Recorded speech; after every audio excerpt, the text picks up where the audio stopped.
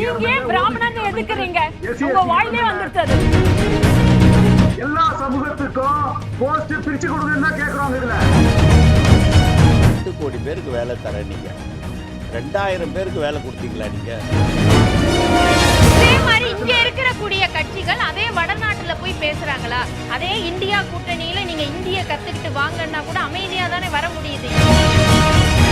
மகாராஷ்டிரால காங்கிரஸ் கட்சி சார்பில் ஒரு முஸ்லீமும் வேட்பாளர் இல்லை. இதை சொன்னது காங்கிரஸ். பூரி ஜெகநாதரே மோடியின் தீவிர பக்தர். கடவுளே மோடியுடைய தீவிர அவர் அதை சொல்லிட்டு அடுத்த நாளே நான் ஏதோ ஒரு உணர்ச்சி வசத்துல சொல்லிட்டேன், இவர் பாஜகவை சேர்ந்தவர் தான், நான் ரொம்ப தப்பு, அப்படி கடவுளை இறக்கி சொல்லிருக்க கூடாதுன்னு சொல்லி 3 நாள் உடனே 3 நாள் உபவாசம் கூட உண்ணாவிரதம் கூட இருக்கேன்னு சொல்லி, அதாவது நம்ம தவறு செஞ்சுட்டா கூட உடனே அடுத்த க்ஷணமே அவர் சொல்லல. இது சர்ச்சையானதுக்கு பின்னாடி தான் அவர் இந்த வார்த்தையை சொல்றாரு. இதே மாதிரி சர்ச்சையானதுக்கு அப்புறம் வந்ததுன்னு சொன்னா அதுதான் அவர் அதுலயே தான் தெளிவான விடை இருக்கே. உணர்ச்சி வேகத்துல இப்ப இதுதான் சொல்றேன், உணர்ச்சி வேகத்துலனா அப்பவே செஞ்சதை நான் தப்புன்னு சொல்றதுதான் உணர்ச்சி வேகத்துல செஞ்ச தவறு. நீங்க நாளைக்கு அதை சர்ச்சையாக்குனதுக்கு அப்புறம் சாம் பிட்ராடோ பேசுனது உணர்ச்சி வேகத்துல பேசிட்டாரு. சாம் பிட்ராடோ உணர்ச்சி வேகத்துல பேசுனது அப்ப கம்யூனிஸ்ட் கொள்கை எல்லாம் இங்க கொண்டு சரி வருமானு உச்ச நீதிமன்றமே கூட்டு வச்சிட்டு அதை நீங்க இதுக்கு இத கம்பேர் பண்ண அத மட்டும் புடிச்சிட்டு திரும்ப திரும்ப பேசுறீங்களே, அத எப்படி? இல்ல இது ஒரு ஆணவம்ங்கறாங்க, காங்கிரஸ் சொல்றாங்க ஒரு ஆணவம்னு. ஒரு நிமிஷம் இருங்க. அந்த ஒரிசா பூரி ஜெகநாதர் கோயில் விவகாரத்துல அது 85ல இருந்து நீங்க இப்ப திரு மோடியை பாத்தீங்கன்னா முதல்ல எல்லாம் அவர் வளர்ச்சி பணிகளை தான் சொன்னார். எதிர்வினை ஆற்றும் விதமாக இவங்க பேசி அதுக்கு பதில் சொல்ல வேண்டிய கண்டிப்புக்கு அவர் தள்ளப்பட்டார். நீங்க தான் ஒவ்வொன்னா வெளியில அம்மையாரே வளர்ச்சி பணின்னு சொல்றீங்களே, இந்த 10 ஆண்டுல ஒரே ஒரு வளர்ச்சி பணி சொல்லுங்க பாப்போம். எத்தனையோ வளர்ச்சி பணி இருக்கு, அது நிறைய இருக்கு. சொல்லுங்களே. இல்ல உங்களுக்கு சொல்லி கட்டுப்படி ஆகுது, புரியவும் புரியாது, விட்டுருங்க. நான் என்ன சொல்றேன், அம்மா இருங்க, அம்மா இருங்க, இருங்க 2014ல எங்க ஆட்சி முடியும் போது தகவல் அறிவிக்கும் சட்டம், எல்லோருக்கும் கல்வி, எல்லோருக்கும் உணவு, மன்ரேகா திட்டம், எவ்வளவு பெரிய திட்டத்தை கொண்டு வந்தோம். ஏழை பசியாறுவதற்கு கொண்டு வந்திருக்கோம். நீங்க ஒரு திட்டம் அந்த மாதிரி சொல்லுங்க, சொல்றபடியே இருக்கட்டும். ஆனா அந்த திட்டங்கள்லாம் நடைமுறைப்படுத்தப்பட்டு ஒழுங்காக கொண்டு வந்தது. அதுவும் தவிர நீங்க திரும்பி திரும்பி பொருளாதார வளர்ச்சியை பத்தி பேசுறீங்க. இந்த 10 ஆண்டுகள் இந்த 2வது இந்த இதுல எவ்வளவு மிகப்பெரிய உலக அளவில் சவால்களை சந்தித்து தான் பாஜக கட்சி அப்படியும் நிலை பெற வச்சிருக்கு. இன்னைக்கு உலக வங்கியும் அந்த இன்னொன்னு சொல்லியிருக்காங்க. இப்போ இந்தியா 5வது இடத்துல இருக்கு. இன்னும் 2 வருஷத்துல 2வது இடத்துல வரும். அப்பனா உலக வங்கியிலேருந்து அவ்வளவு சொல்றீங்க. ஒரிசா விஷயத்துல நான் சொல்றேன், ஒரிசா விஷயத்துல அவர் கட்சியை சேர்ந்தவர் தான் சொன்னார். அந்த ஒரிசா விஷயத்தை பத்தி நீங்க தான் திருச்சி பேசிட்டு இருக்கீங்க.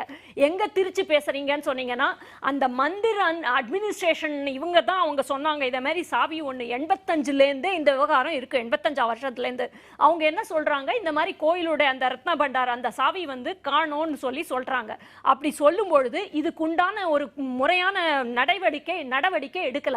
இப்ப மோடி 2000 இருந்து 2009 வரைக்கும் பாஜக பிஜேடி கூட்டணி இருந்தா கூட பிஜேடி கூட்டணி இருந்தது இல்ல. இப்ப நீங்க ஏன் தமிழர்கள்னு ஏன் அத அப்படியே தமிழ்நாட்டை சொல்லி அவமானப்படுத்திட்டாருன்னு திரு ஸ்டாலின் சொல்றாரு. அதுக்கு காரணம் ஏதாவது இருக்க வேண்டாமா? ஆதாரம் இல்லாத கூட்டம் எதுக்கு சொல்றாரு? ஏன் அப்படி சொல்றாருன்னா சொல்றேன், அதையும் சொல்றேன்.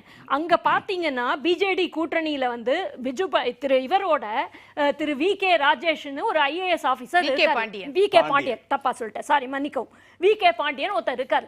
அவர் முதல்ல ஒரு அரசியல் அதிகாரியா அவர் நியமிக்கப்பட்டவர். அப்புறம் அதை விட்டுறார், அதுல இருந்து ரிசைன் பண்ணிட்டு கட்சி பணிகாலசில ஒரு நாட்டுடைய வளர்ச்சி பணி திட்டங்களை கூட அவரே அனௌன்ஸ் பண்ற அளவுக்கு அவர் கையில அதிகாரம் வந்துட்டு. இங்க கூட நீங்க பாத்தீங்கன்னா தமிழ்நாட்டுல அப்படி ஒரு பேச்சு இருக்கு, ஸ்டாலினை நீங்க நேரடியா அப்ரோச் பண்ண முடியாது, அவர் சொல்ற ஆட்கள் எல்லாம் நீங்க தாண்டி தான் அவர்கிட்ட போனோன்ற மாதிரி இருக்கு. ஒரு கட்சி பதவியில ஒரு பொறுப்பான கட்சி பதவியை விடவும் நாட்டுக்கு மூத்த பொறுப்புல இருக்கிற அதே மாதிரி அந்த விமர்சனம்ல நீங்க அந்த மாநிலத்துல வைங்க, இன்னொரு மாநிலத்தை கொண்டு அந்த விகே ராஜேஷன் அந்த விகே பாண்டியனை பத்தி பேசணும்னா நேரடியா பேசிடலாம். அந்த தமிழ்நாட்டை கொண்டு இதுல சேர்க்க வேண்டிய அவசியம் என்ன? அத சொன்னது மோடி கிடையாது. நீங்க முதல்ல அதை புரிஞ்சுக்கணும், நல்ல நம்ம புரிஞ்சுக்க வேண்டியது.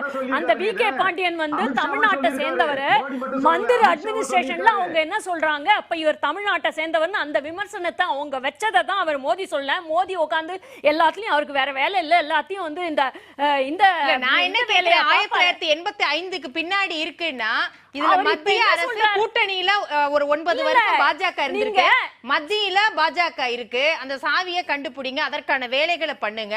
இங்க தமிழ்நாட்டை வந்து சொல்றது அப்படிங்கிறது ஒட்டுமொத்தமா சொல்லணுமா? இல்ல, அவர் தமிழ்நாடுன்னு அவர் சொல்ல, தமிழ்நாட்டை சேர்ந்தவர்ன்ற அந்த விவகாரத்தை அந்த தகவலையே திரு மோடிக்கு கொடுத்தது மந்திர அட்மினிஸ்ட்ரேஷன் கமிட்டி. அததான் அவர் வழிமொழியார். சரி சரி சரி, நான் எடுத்துக்கிறேன். இல்ல இல்ல, உங்களுக்கு நியாயம் கற்பிக்க முடியுமாங்கிற சன்னா நீங்க பேசுங்க. அதான் விஷயம். சன்னா பேசுங்க. இல்ல இவங்க வந்து இவங்க மேடம் வந்து பேசுறாங்க, ரொம்ப கஷ்டமா இருக்குது இவங்க பேசுறதெல்லாம். மோடி மாதிரியே பேசணும்னு நினைக்கிறாங்க. மோடியை முன்ன என்ன சொன்னாருன்னா, டிமானிட்டைஸ் பண்ணிட்டு 50 நாள்ல எல்லாம் சரியாகலன்னா இந்த தூக்குல போடுங்க, கொளுத்துங்க அப்படின்னு எல்லாம் சொன்னாரு. ஆனா இன்ன வரைக்கும் அது சரியாகல. மக்கள் வந்து எவ்வளவு பாதிச்சாங்க, 100,000 ஒரு மரியாதைக்குரிய இவரை வந்து தூக்குல போடணும்னு சொல்றீங்களா? அப்ப வந்து அதெல்லாம் வந்து மறந்துட்டாங்க. இப்ப திடீர்னு வந்து ஹிஸ்டரியில தான் எல்லாமே வந்து எதுக்கு எடுத்தாலும் மோடி வந்து நேரு காரணம் சொல்றது, அப்புறம் இந்திரா காந்தியை காரணம் சொல்றது, தெரியாம இருந்தது தெரிய வைக்கிறாரு. வரலாறு சொல்றாரு. சன்னா வரலாறு சொல்றாரு. வரலாறு சொல்றீங்க. வரலாறே இடஒதுக்கீட ரத்து பண்ணிடுவாங்க பாஜக அப்படின்னு சொல்லும் போது அவர் அந்த வரலாறு சொல்றாரு பிரதமர். நீங்க கண்மூடித்தனமா நம்ப வச்சிருக்கீங்கல்ல. ஃபைனான்ஸ் டிபார்ட்மெண்ட்ல 1100 பேர் இருக்கிற 1042 பேர் இருக்கக்கூடிய டிபார்ட்மெண்ட்ல 980 பேர் வந்து வெறும் பிராமணர்களே இருக்கிறாங்களே, அதை சுட்டி காட்டுறது தப்பா? அதுலயே பிசி பிராமணன் எதுக்குறீங்க? உங்க வாயிலே வந்துருச்சு, உங்க வாயிலே வந்துருச்சு. எதுக்கா பிராமணன் எடுத்தீங்க? சமுதாய அளவில் பொருளாதார அளவில் பின்தங்கியவர்கள் சொல்லுங்க. அப்ப உங்க எதிர்ப்பு அங்கதான் இருக்கு.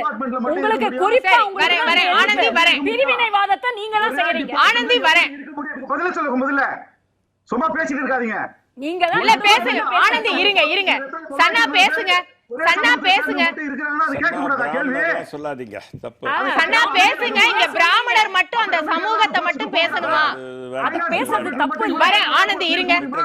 எக்ஸ்டர்னல் டிபார்ட்மென்ட்ல எவ்வளவு பேர் இருக்காங்க தெரியாதா? சொல்லக்கூடாது. அப்ப எதிர்ப்பு பிராமணர் எதிர்ப்பு தானா? அந்த ஒரு குறிப்பிட்ட சமூகத்தை மட்டும் தான் எதிர்க்கிறதா? எல்லா சமூகத்துக்கும் போஸ்ட் பிரிச்சு கொடுங்கன்னு தான் கேக்குறாங்க. இதுல எல்லா சமூகத்துக்கும் கொடுங்க, பிராமணருக்கு மட்டும் கிடையாது. ஒரே சமூகத்துக்கு எப்படி இவ்வளவு கொடுக்குறீங்கன்னு தான் கேக்குறோம் நாங்க. பிராமண எதிர்ப்பு கிடையாது. இது உடனே எதிர்ப்புன்னு சொல்லிடுவீங்களா? இது என்ன இது பிரிச்சு பேசுறது? இவ்வளவு பெரிய பிரிவினைவாதம் உங்க கையில வச்சுக்கிட்டு மத்தவங்க மேல இந்த பழிய போடுவீங்களா? பாருங்க, ஆனந்தி இருங்க, நேரம் குறைவா இருக்கு. உரிமை இல்லைன்னு சொல்லிச்சு ஒரு அமெண்ட்மெண்ட் கொண்டு வந்து அதை மாத்த வேண்டியதானே? பிற்பட ஓபிசிக்கு எஸ்சி அடிப்படை உரிமை இருக்குது, ஓபிசிக்கு வந்து இடஒதுக்கீடு அடிப்படை உரிமை இல்லைன்னு சொல்லிட்டு கோர்ட் சொல்லும் போது எதுக்கு வாய் மூடி நிறுத்தாரு உங்க சட்ட அமைச்சர்? அதை வந்து கோர்ட்ல பார்லிமெண்ட்ல வந்து ஒரு அமெண்ட்மெண்ட் கொண்டு வந்து அதை திருத்த வேண்டியதானே? எத்தனை இடத்துல வந்து இடஒதுக்கீடு வந்து சரியா நடைமுறைப்படுத்தப்படல. எஸ்சி எஸ்டிக்கு வெறும் 2% மட்டும்தான் ஒட்டுமொத்தமா இந்தியாவில வந்து நடைமுறைப்படுத்தப்பட்டு இருக்கு. அதை பத்தி ஏதாவது நீங்க கேள்வி கேட்டிருக்கீங்களா? ராஜீவ்காந்தி தப்பு செஞ்சாரு, மன்மோகன் சிங் தப்பு செஞ்சாரு.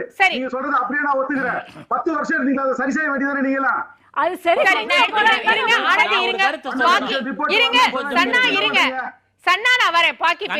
ஒரு பாயிண்ட் சொல்றேன், வாதத்துல அர்த்தமே கிடையாது.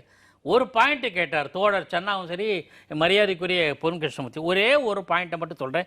NDTV தளத்தில் இருக்கு, இணையதளத்தில். The unemployment rate has declined from 6% to 3.2%. எந்த வருஷம்? 2017-18 2022-23 வரையில் unemployment rate has declined, come down. வேலைவாய்ப்பின் விகிதம் குறைந்திருக்கிறது. இது தளத்தில் இருக்கு, யாரா பார்த்துக்கலாம். பல கேட்டாங்க, ஒன்று சொல்லணும்னு சொன்னாங்க, ஒன்று சொல்லிட்டு அவ்வளோதான்.